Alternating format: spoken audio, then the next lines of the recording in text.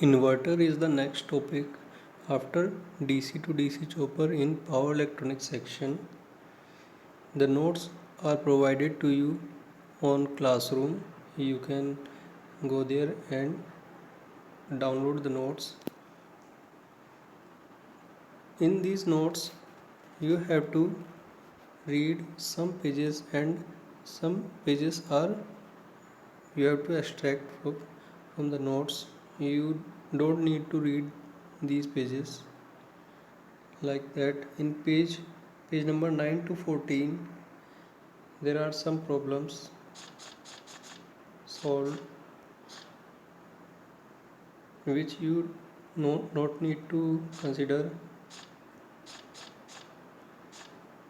After page number 14 the previous topic is continued at page number 15, so you have to skip page number 9 to 14, and then some topics are not in your syllabus like series inverter, parallel inverter. These topics also you have to skip, and these are covered in page number 21, I think 20 and 21. So you skip these topics and go to page number 22.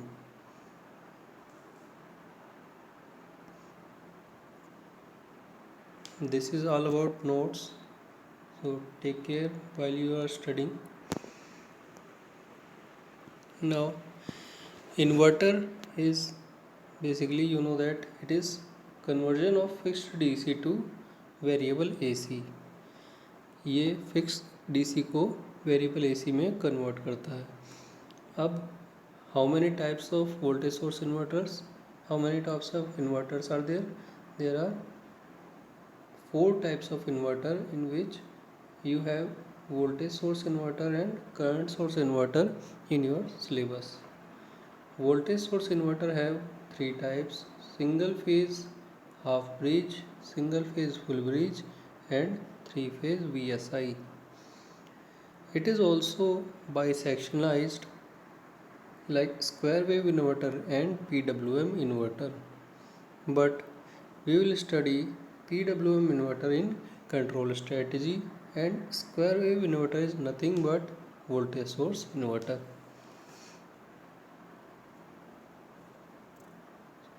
3-phase VSI is classified in 2 types: 180 degree conduction and 120 degree conduction mode.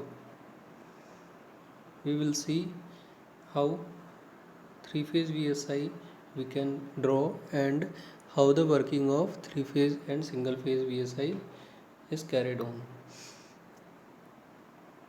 Voltage source inverter, current source inverter, and after that the last section is pulse width modulation, which is the control strategy of voltage source inverter. So what is fixed DC?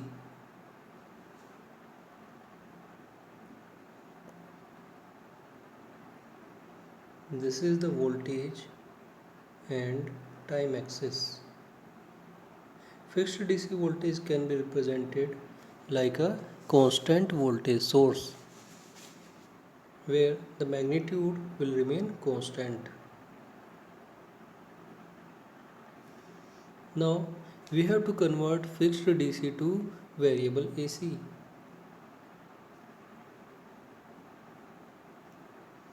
We have to convert this DC to AC. So what is our aim? We have to achieve like this pure sinusoidal wave by this DC, but we cannot achieve it in a simple construction of the diagram of the switching diagram. We can achieve easily the AC waveform like this. This is the primary situation where we can get the AC voltage like this. This is the DC, we all know, This is AC because here first one is positive cycle and next one is negative cycle. This is the time period. This cycle will repeat after time period T and so on.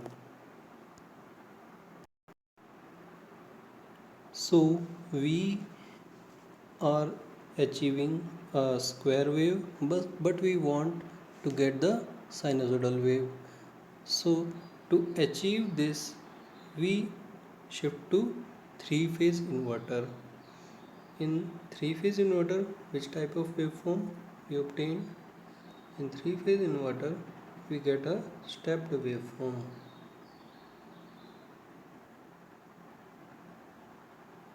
And so on.